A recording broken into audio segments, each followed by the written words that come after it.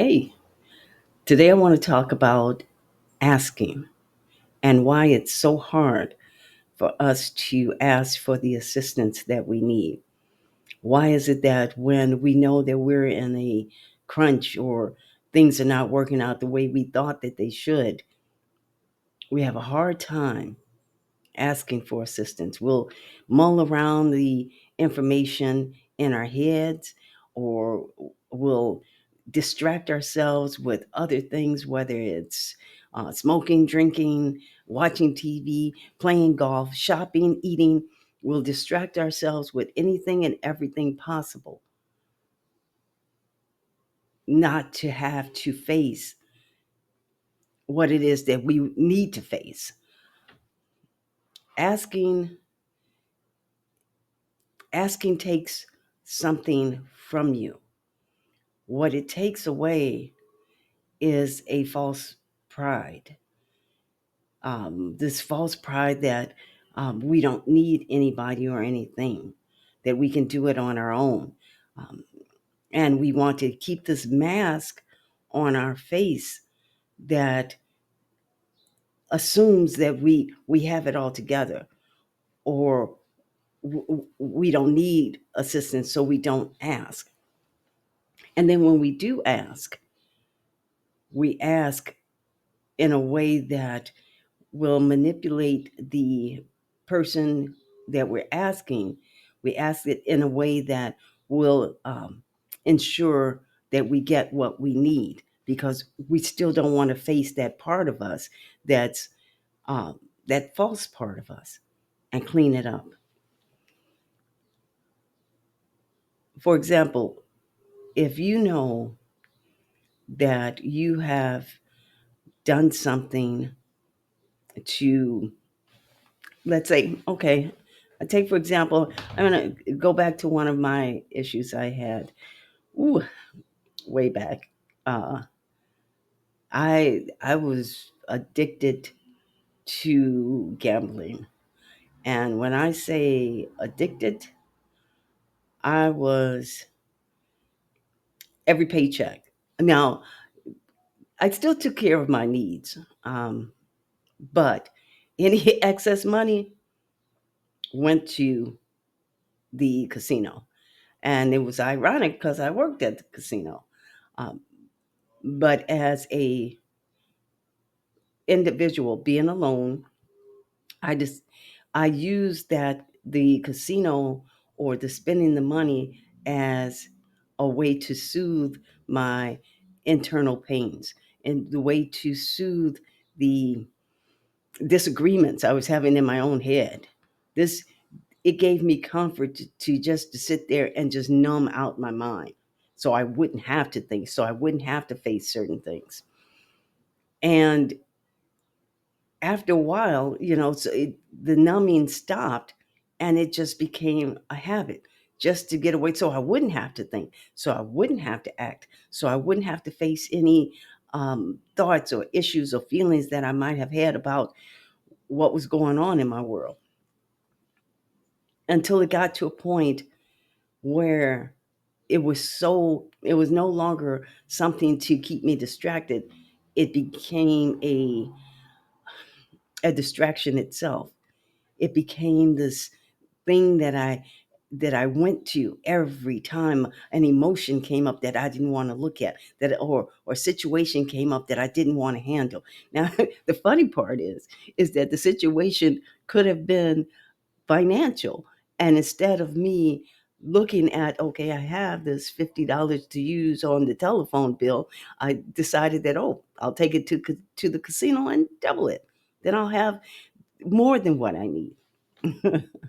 It's funny how the mind tricks you into believing things that are not true, or fantastical, shall I say.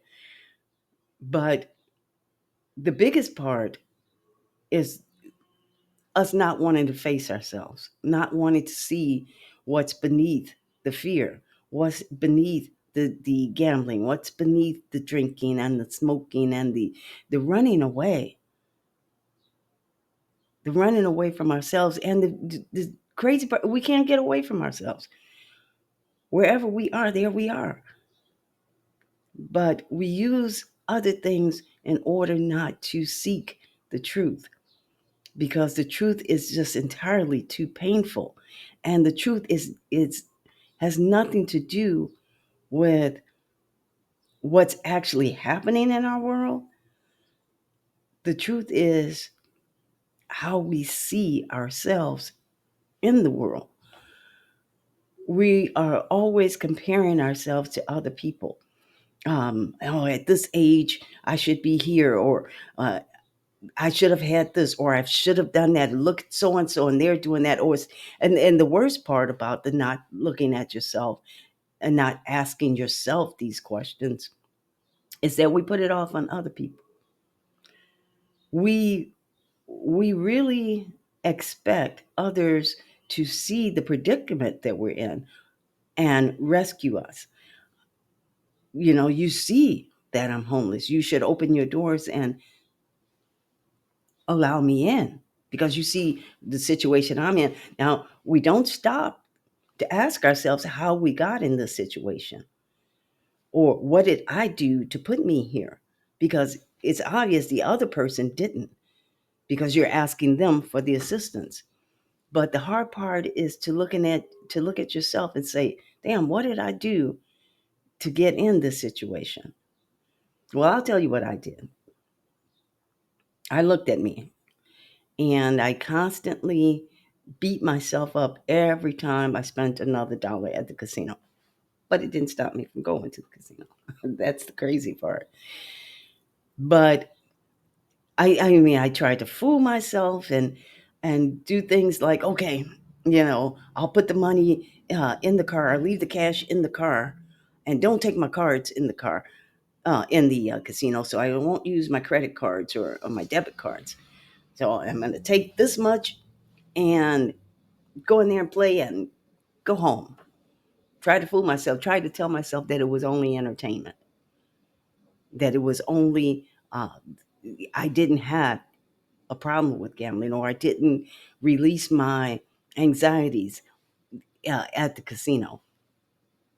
But that only lasts for so long, because you can only lie to yourself so long. So, in order to get out of the situation or to stop that pattern, you have to ask the questions. You have to ask for help. And the first person you should ask is yourself, which again is the hardest part, because we don't see ourselves as the ones that are causing our own issues. But if we do see ourselves as causing our own issues, we blame other people or other circumstances for getting us in the situation that we're in. Because I had so much practice, I've had so much practice over my life in asking myself the hard questions and then getting the answers and then working on them. This particular situation, I had to consistently ask myself, why am I gambling? What is this doing for me? And for the life of me, I could not get the answers. I kept going.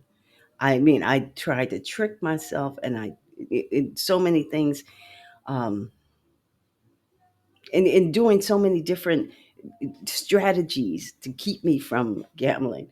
Um, Finally, I got to the point where I did spend my rent money on gambling, which left me without a place to live, which left me having to ask.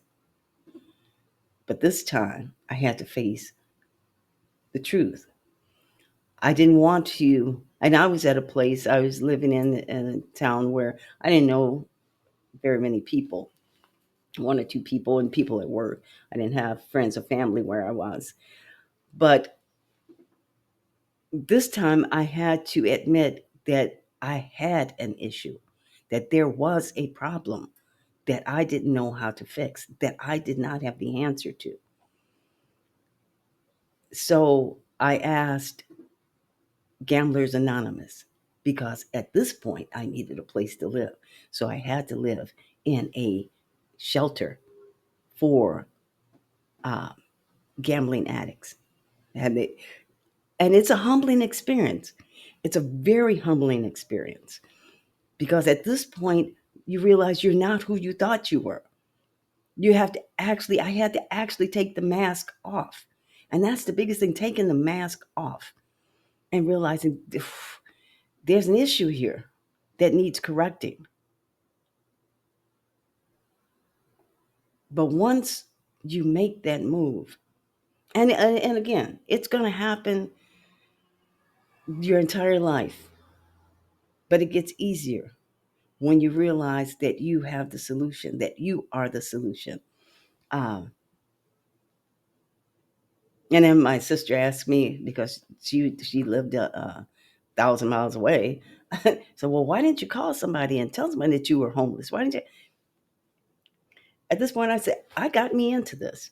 I knew that my neglect, my issues, my desire to keep the mask on, my desires to keep my pain hidden, my desire to uh, make people see what I thought they needed to see in order to be accepted in the world, that I hid from myself. I knew that much. So in that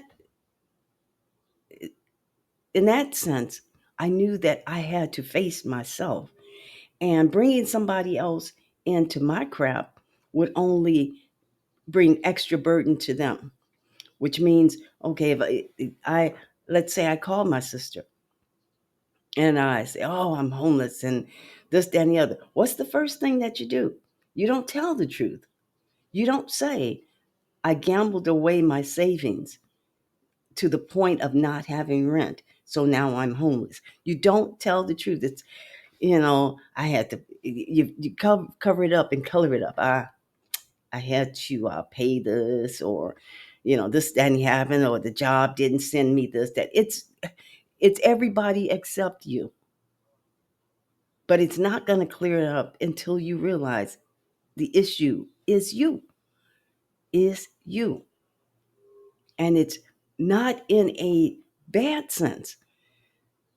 That's the other thing, that we don't ask questions, or we don't try to achieve goals or see ourselves clearly. It's because if we do, we look at it as it's something that's bad or wrong or not acceptable. And I get it. The world definitely, society makes you feel that way. That if you have an issue, then something's wrong with you. But I'm here to tell you, everybody is hiding something about themselves until they clear it up.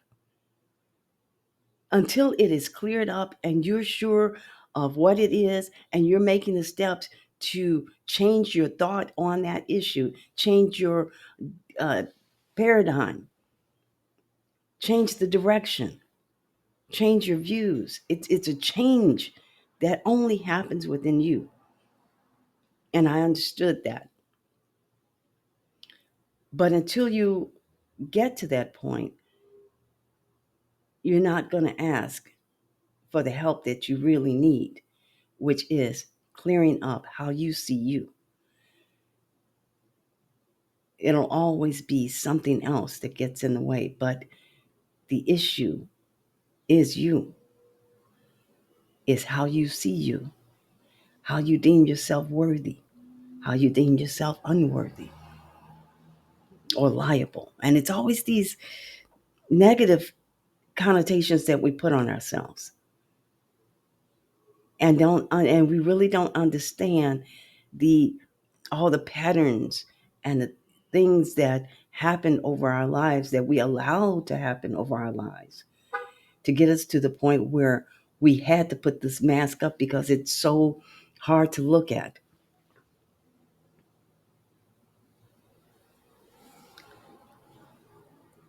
You're here. We're here for a purpose. And this is what I've learned. The things that we go through are here to assist us to become the best us we can be. I don't care how crummy it looks, how bad it feels, how society deems it not worthy or not acceptable. Whatever you're going through is your lesson. That is your that's the teacher trying to get you to learn your lesson. The hard part is for you to listen, understand the lesson, and then apply the directions or apply the solution, which again is difficult because we don't want to be seen in a certain way. We don't want to wear this mask that says, I'm less than. But the great part is that the fact that you're looking at you, it has nothing to do with you being less than. You're greater than most because you have the courage to look at you. You have the courage to look at you. That's huge. That's huge. The fact that you can look at you directly in your eyes and say, I have an issue that I need some help. Let me ask somebody for direction to help me, not ask to get me out of the situation, but help me. I love it when the sun comes in. There is so much we need to learn, so much we need to unlearn about who we are and why we're here.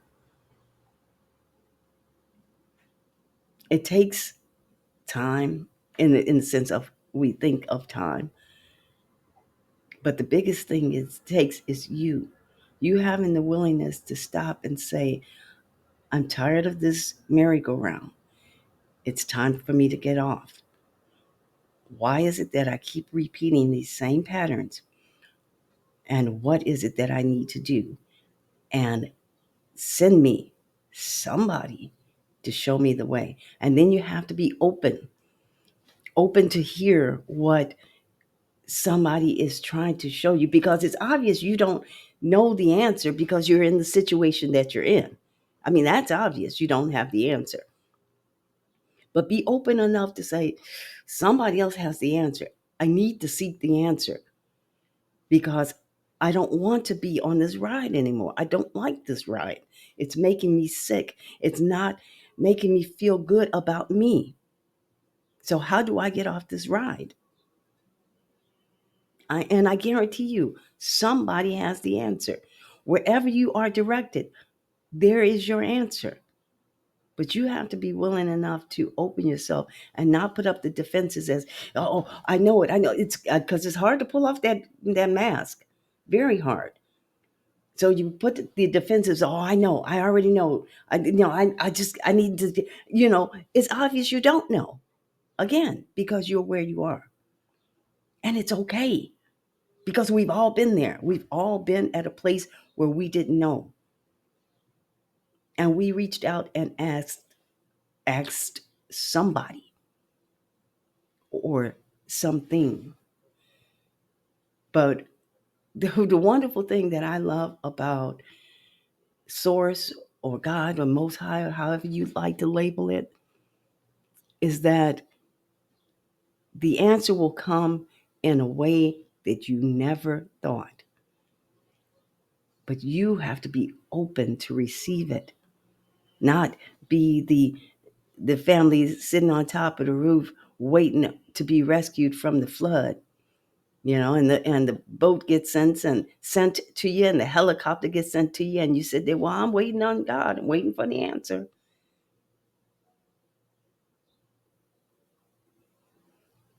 Those of you who are in the religious community understand the scripture, seek and you shall find. But what you find is not what's in your head. It's not going to be presented in the way you want it. But if your heart is saying that you need to make a change, that you need something different, I guarantee you the answer will come. Just be open enough to hear it. Love you guys. Talk to you later.